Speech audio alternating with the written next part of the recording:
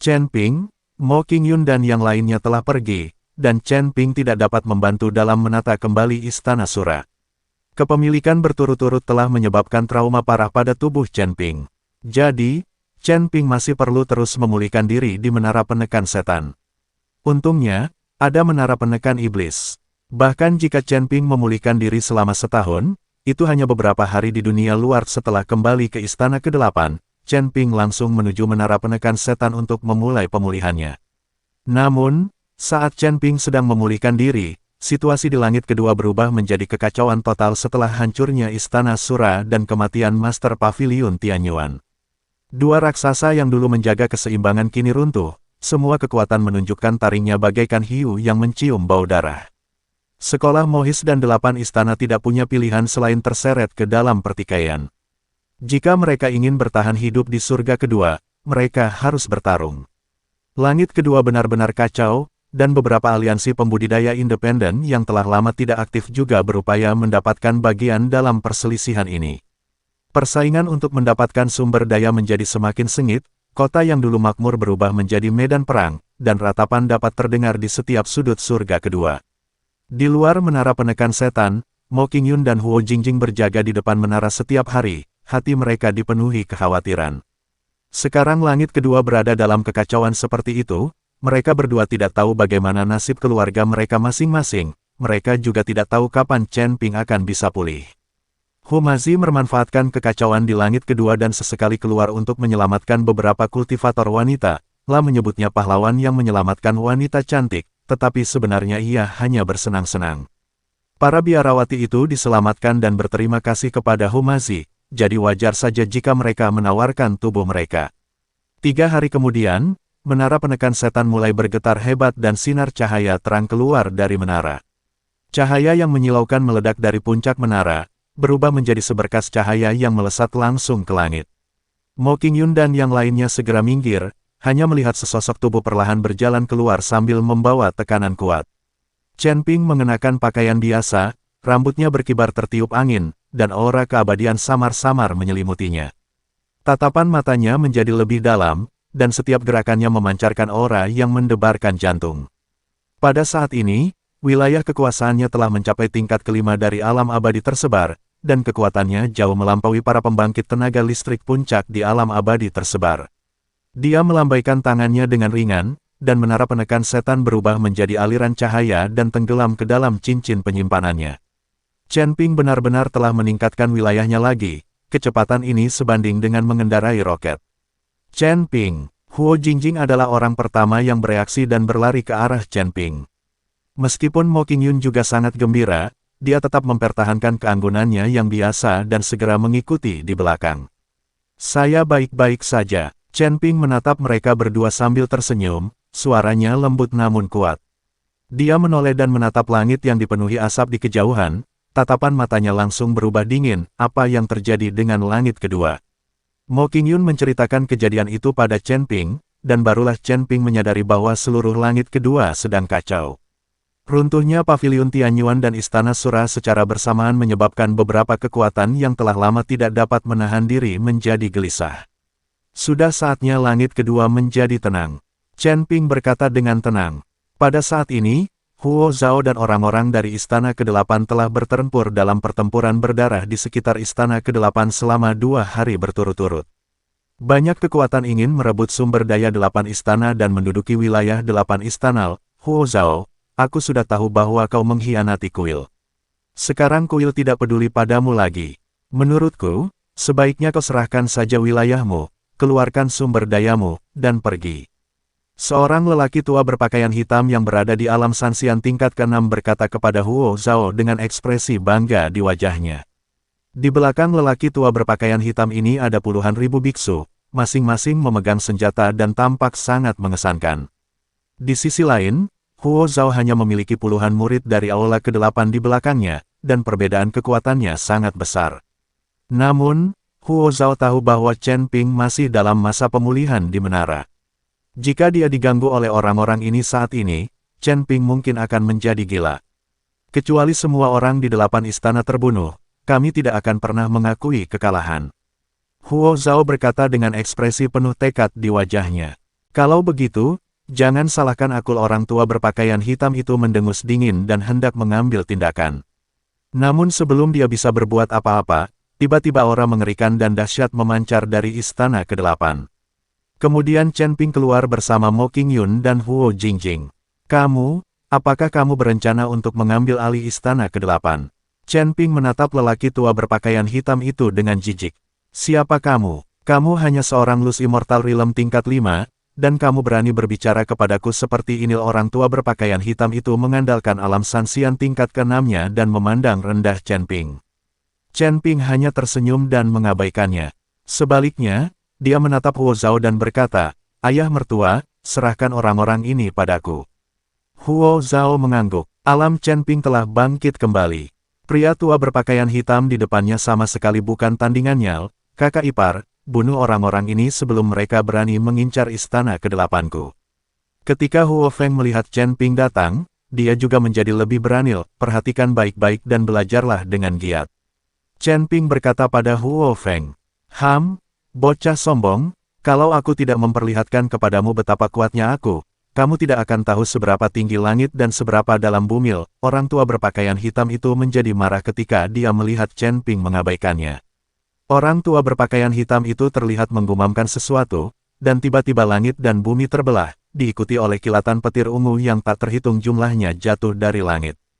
Kilatan petir ini setebal ember, menutupi seluruh langit dan bumi, dan banyak orang merasa sangat tertekan. Huo Zhao memimpin orang-orang dari 8 istana dan terus mundur.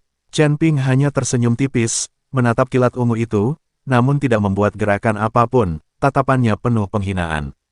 Ketika petir ungu mencapai Chen Ping, tiba-tiba ia menghilang. Seolah-olah tidak pernah ada. Melihat pemandangan ini, semua orang tercengang. Orang tua berpakaian hitam itu juga mengerutkan kening, "Anak baik, kamu benar-benar memiliki beberapa keterampilan." Setelah mengatakan itu, lelaki tua berpakaian hitam itu berteriak, "Jalan semua hukum!" Bersamaan dengan teriakan nyaring lelaki tua berjubah hitam itu, puluhan ribu pendeta di belakangnya mengayunkan senjata mereka ke arah kehampaan secara serempak. Di dalam kehampaan, senjata-senjata ini terus menyatu dan akhirnya berubah menjadi pedang dewa yang sangat besar. Pedang suci ini mengandung kekuatan magis puluhan ribu pembudidaya. Pada saat ini, pedang pembunuh naga di tangan Chen Ping memancarkan cahaya keemasan, lalu dia menebasnya. Dalam sekejap, kepala puluhan ribu biksu terangkat ke langit. Pemandangan itu sungguh spektakuler, dan pedang suci yang terkondensasi itu langsung berubah menjadi seberkas cahaya dan lenyap di saat yang sama ketika puluhan ribu biksu terbunuh. Melihat pemandangan ini, Huo Zhao dan yang lainnya tercengang. "Kakak ipar hebat sekali," seru Huo Feng dengan penuh semangat. Chen Ping melambaikan tangannya, dan puluhan ribu tas penyimpanan muncul dari udara tipis, lalu semuanya jatuh ke tangan Chen Ping. "Ayah mertua, terimalah sumber daya ini. Pangeran ke-8 akan membutuhkannya di masa depan." Chen Ping tidak mengambil puluhan ribu tas penyimpanan itu untuk dirinya sendiri, tetapi memberikan semuanya kepada Huo Zhao. Huo Zhao sangat gembira. Dia mengambil tas penyimpanan senilai puluhan ribu yuan dan memuji berulang kali, "Sungguh menantu yang baik, sungguh menantu yang baik." Setelah mengatakan itu, Huo Zhao menatap Huo Jingjing dan berkata, "Putriku, malam ini, kamu harus melayani Chen Ping dengan baik dan mengubah beberapa posisi lagi, ayah." Huo Jingjing tersipul pada saat ini, lelaki tua berpakaian hitam itu berdiri di sana seperti boneka, menatap Chen Ping dengan tatapan kosong, dia tercengang. Bunuh 10.000 orang dengan satu pedang. Apakah ini sesuatu yang dapat dilakukan oleh seorang kultivator kelas 5 di alam keabadian yang tersebar? Keterampilan apa yang kamu miliki? Gunakan saja. Chen Ping menatap lelaki tua berpakaian hitam itu dan berkata, tidak lagi. "Aku menyerah." Orang tua berpakaian hitam itu berkata dengan gemetar. Lah sudah putus asa. Ketika kepala puluhan ribu biksu terbang bersamaan, ia pun putus asa. Chen Ping bukanlah seseorang yang dapat dilawan sama sekali. "Aku tidak butuh kau untuk menyerah." Chen Ping menggelengkan kepalanya, "Apakah kau tahu mengapa aku tidak membunuhmu bersama puluhan ribu biksu tadi?" Orang tua berpakaian hitam itu menggelengkan kepalanya, "Saya tidak tahu, karena aku ingin membasmi akar-akarnya." "Katakan padaku, di mana rumahmu?" kata Chen Ping. Setelah mendengar ini, Huo Zhao terdiam. Huo Feng tertawa dan berkata, "Kakak iparku hebat sekali, memang begitulah seharusnya. Orang tua berpakaian hitam itu tertegun kalau mau bunuh orang, bunuh saja. Ngapain minta bantuan keluarga? Tidak ada kebencian yang mendalam, jadi apakah perlu untuk memberantasnya sepenuhnya? Aku tidak punya rumah, kata lelaki tua berpakaian hitam itu. Namun baru saja dia selesai bicara, tubuh lelaki tua berpakaian hitam itu meledak seketika, dan jiwanya hancur pada saat ini. Wajah Mo Qingyun tiba-tiba berubah. Oh tidak, ayahku dan yang lainnya dalam bahaya. Liontin giok di tubuh Mo Qingyun memancarkan cahaya merah saat Inil berjalan. Setelah Chen Ping selesai berbicara, dia menarik Mo Qingyun dan menghilang ke langit. Chen Ping sudah tak terkalahkan di surga kedua, jadi tidak perlu khawatir sama sekali. Kekuatannya saat ini sudah cukup untuk dipamerkan. Ketika Chen Ping dan Mo Qingyun tiba di rumah keluarga Mo sudah dikelilingi oleh para biksu yang berdesakan. Wajah Mo Wuji terlihat sangat jelek. Dia membawa murid-murid keluarga Mo dan mengucapkan selamat tinggal terakhirnya kepada Mo Qingyun. Para pengikut sekolah Mohis, dengarkan baik-baik. Ini adalah pertempuran terakhir kita. Kalian harus ingat bahwa kalian lebih baik mati daripada menyerah. Mo Wuji sedang melakukan mobilisasi terakhir. Semua pengikut Mohis mengangguk, dan tepat ketika mereka siap bertarung sampai mati, tiba-tiba aura mengerikan datang dengan cepat dari langit. Ledakan, terjadilah ledakan keras, dan semua pendeta yang mengepung sekolah Mohis hancur tubuhnya dan jiwa mereka lenyap. Mo Wuji dan semua orang di keluarga Mo menatap kosong ke segala arah di depan mereka, tidak tahu apa yang sedang terjadi. Aku bahkan tidak tahu dari mana datangnya aura mengerikan tadi. Tuan, ini mungkin berkah dari para dewa, perwujudan leluhur keluarga Mo kita, benarkan? Seorang pengikut Mohis berkata dengan kaget. Leluhur Mohis yang mana? Dia Chen Ping. Pada saat ini, suara Mo Qingyun terdengar, dan kemudian Chen Ping dan Mo Qingyun muncul. Qingyun, Mo Wuji sangat senang melihat Mo Qingyun. Ayah, kamu baik-baik saja. Mo Qingyun bergegas maju dan bertanya dengan khawatir. Aku baik-baik saja. Kamu baru saja mengatakan itu adalah Tuan Chen. Apakah aura mengerikan itu dipancarkan oleh Tuan Chen? Mo Wuji tidak dapat mempercayainya. Tentu saja, Chen Ping lah yang menyelamatkanmu. Mo Qingyun mengangguk. Mo Wuji menatap Chen Ping. Meskipun alamnya meningkat pesat dan dia telah mencapai tingkat kelima alam abadi tersebar, aura mengerikan yang baru saja meletus darinya mungkin sesuatu yang bahkan tidak dapat dia capai di puncak alam abadi tersebar, bukan? Dalam keterkejutannya, Mo Wuji juga sangat gembira. Dengan adanya Chen Ping di sini, keluarga Mo mereka dapat menguasai surga kedua. Pada hari-hari berikutnya, Chen Ping, dengan pedangnya, menyapu semua kekuatan di langit kedua. Di bawah tekanan Chen Ping, langit kedua akhirnya kembali damai. Karena sekolah Mohis dan 8 istana memiliki Chen Ping sebagai pendukungnya, mereka secara langsung menjadi dua kekuatan terbesar di surga kedua. Kedua keluarga itu langsung membagi surga kedua, dan hubungan antara kedua keluarga itu sangat dekat. Lagi pula, Mo Qingyun dan Huo Jingjing sama-sama wanita Chen Ping, jadi kedua keluarga itu secara alami dekat.